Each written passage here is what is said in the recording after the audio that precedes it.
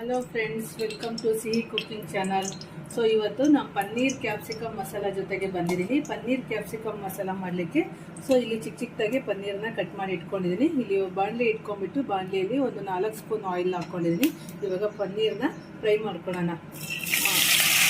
So working women ಆಗಿರೋದ್ರಿಂದ ಸ್ವಲ್ಪ ಬಿಸಿ ಇದ್ದೆ, ಯಾವುದೇ ವೀಡಿಯೋಸ್ ಅಪ್ಲೋಡ್ ಮಾಡಲಿಕ್ಕಾಗಿಲ್ಲ ಫ್ರೆಂಡ್ಸ್. ಆದಷ್ಟು ಸೊ ನೀವು ಕೇಳಿರೋಂಥ ರೆಸಿಪಿಗಳನ್ನ ಮಾಡಿ ನಾನು ತೋರಿಸ್ತೀನಿ.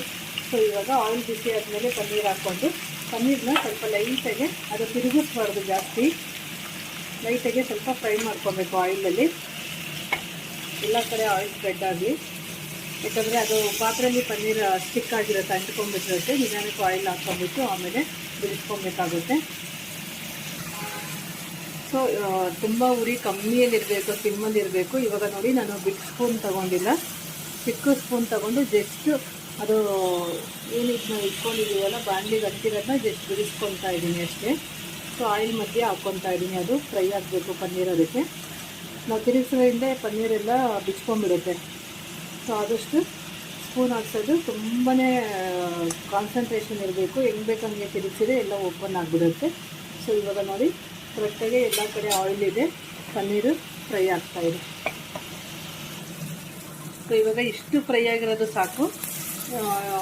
ಫ್ರೈ ಮಾಡಿದ್ರೇ ಹಾಗೇನೂ ಹಾಕೊಬೋದು. ನಾನು ಫ್ರೈ ಮಾಡಿದರೆ ಮನೇಲಿ ಇಷ್ಟ ಆಗುತ್ತೆ ಮಕ್ಕಳಿಗೆ, ಸೊ ಹಾಗೆ ಫ್ರೈ ಮಾಡಿದ್ವಿ. ಇವಾಗ ಇದನ್ನ ಎಲ್ಲ ಪನ್ನೀರನ್ನ ಸ್ಲೋಗೆ ಎತ್ಕೊಂಡ್ಬಿಟ್ಟು ಒಂದು ಪ್ಲೇಟಲ್ಲಿ ಹಾಕಿ ಸಪ್ರೇಟಾಗಿ ಎತ್ತಿಟ್ಕೊತಾ ಇದ್ದೀನಿ. ಸೊ ಆದಷ್ಟು ತುಂಬ ಕೇರ್ಫುಲ್ಲಾಗಿ ಇದನ್ನು ಇದು ಮಾಡಬೇಕು. ಇಲ್ಲ ಓಪನ್ ಆಗಿಬಿಟ್ರೆ ಚೆನ್ನಾಗಿರೋದೆಲ್ಲ ಬಿಟ್ಕೊಂಡ್ಬಿಡುತ್ತೆ.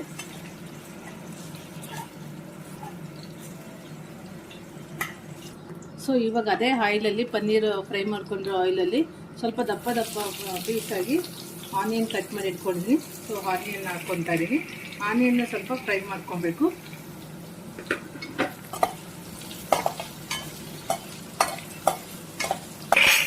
ಸೊ ಆಯಿಲ್ ಇವಾಗ ಸ್ವಲ್ಪ ಸಾಫ್ಟ್ ಆಗಿದೆ. ಇವಾಗ ನಾನು ಕ್ಯಾಪ್ಸಿಕಮ್ ಆ್ಯಡ್ ಮಾಡ್ತಾ ಇದ್ದೀನಿ. ನೀವು ಸಪ್ರೇಟಾಗೂ ಫ್ರೈ ಮಾಡ್ಕೊಬೋದು.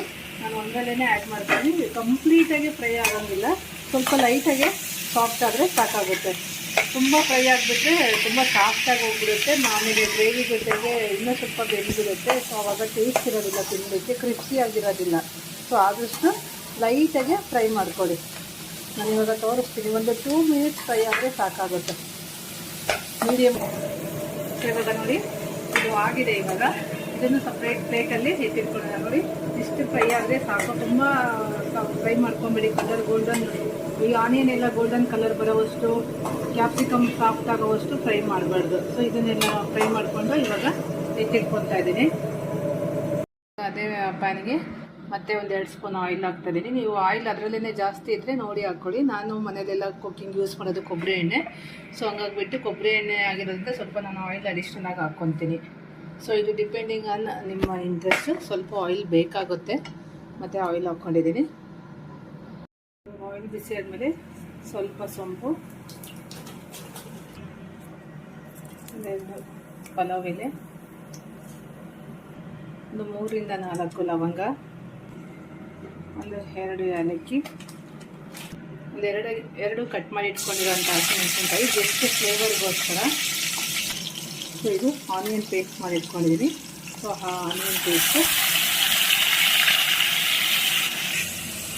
ಆನಿಯನ್ ಪೇಸ್ಟ್ ಸ್ವಲ್ಪ ಹಸಿ ವಾಸನೆ ಹೋಗಬೇಕು.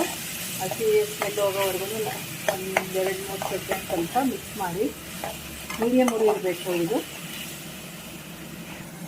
ಸೊ ಆನಿಯನ್ ಪೇಸ್ಟ್ ಹಾಕ್ಕೊಂಡು ಫ್ರೈ ಮಾಡ್ಕೊಂಡ್ಮೇಲೆ ಇಲ್ಲಿ ಮೀಡಿಯಮ್ ಸೈಜು ಚಿಕ್ಕದು 2 ಟೊಮೆಟೊನ ಪೇಸ್ಟ್ ಮಾಡಿ ಇಟ್ಕೊಂಡಿದ್ದೀನಿ. ಟೊಮೆಟೊ ಪ್ಯೂರಿನ ಆ್ಯಡ್ ಮಾಡ್ತಾಯಿದ್ದೀನಿ.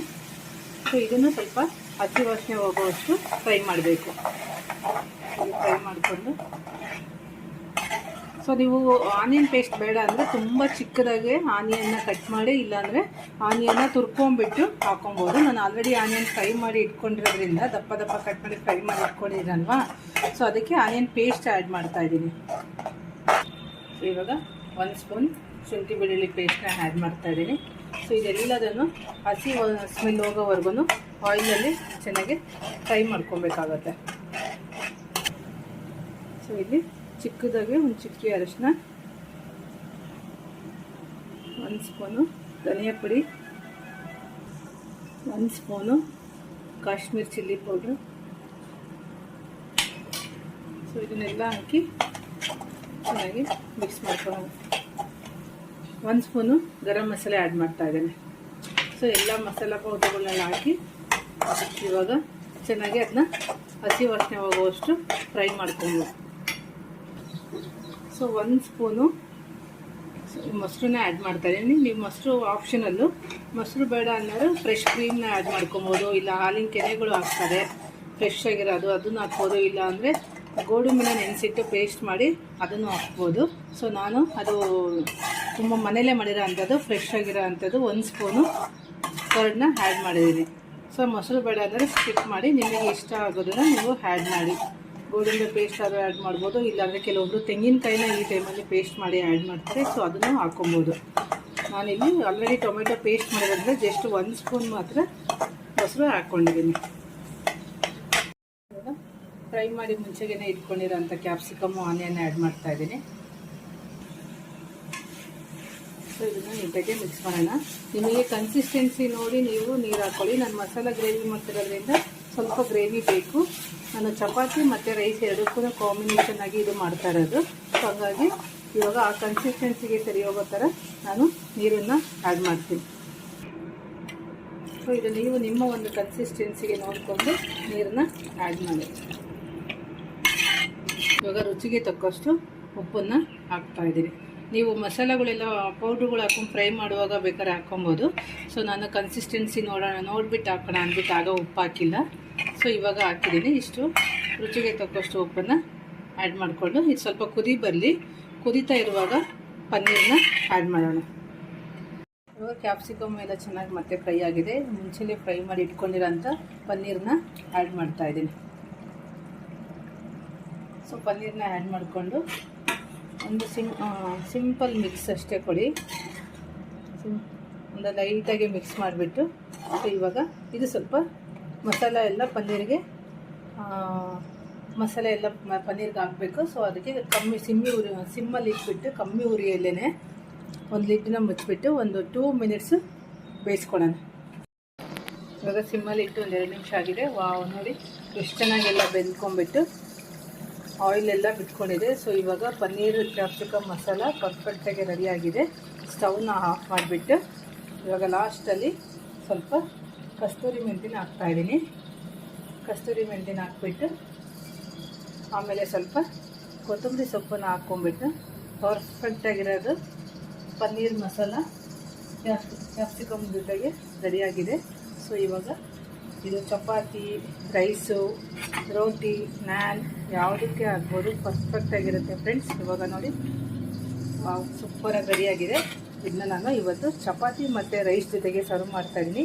ಸೊ ಹೇಗೆ ಬಂತು ಅಂತ ರೆಸಿಪಿನ ನೀವು ಇದನ್ನು ಟ್ರೈ ಮಾಡಿ ಹೇಗೆ ಬಂತು ಅಂತ ಕಮೆಂಟ್ ಮೂಲಕ ತಿಳಿಸಿ ಫ್ರೆಂಡ್ಸ್. ನಾನು ಇವಾಗ ಸರ್ವ್ ಮಾಡಿ ತೋರಿಸ್ತೀನಿ ಲಾಸ್ಟಲ್ಲಿ. ಸೊ ಇವಾಗ ನೋಡಿ ಪನ್ನೀರ್ ಕ್ಯಾಪ್ಸಿಕಮ್ ಮಸಾಲ ಪರ್ಫೆಕ್ಟಾಗಿ ರೆಡಿಯಾಗಿದೆ. ನಾನು ಚಪಾತಿ ಜೊತೆಗೆ ಸರ್ವ್ ಮಾಡ್ತಾಯಿದ್ದೀನಿ. ಸೊ ಪನ್ನೀರು, ಆನಿಯನ್ನು, ಕ್ಯಾಪ್ಸಿಕಮ್ಮು ತುಂಬ ಚೆನ್ನಾಗಿ ಕಾಣಿಸ್ತಾ ಇದೆ. ನೋಡಿರಲ್ಲ ಫ್ರೆಂಡ್ಸ್, ಗ್ರೇವಿನೂ ಇದೆ. ಸೊ ಈ ಕನ್ಸಿಸ್ಟೆನ್ಸಿಗೆ ಮಾಡಿಕೊಂಡು ಟ್ರೈ ಮಾಡಿದರೆ ಮಕ್ಕಳಿಗೆ, ದೊಡ್ಡವ್ರಿಗೆ, ಪ್ರತಿಯೊಬ್ಬರಿಗೂ ಇಷ್ಟ ಆಗುತ್ತೆ. ನೀವು ಒಂದ್ಸರಿ ಈ ರೆಸಿಪಿನ ಟ್ರೈ ಮಾಡಿ ಹೇಗೆ ಬಂತು ಅಂತ ಕಮೆಂಟ್ ಮೂಲಕ ಹೇಳಿ. Thank you.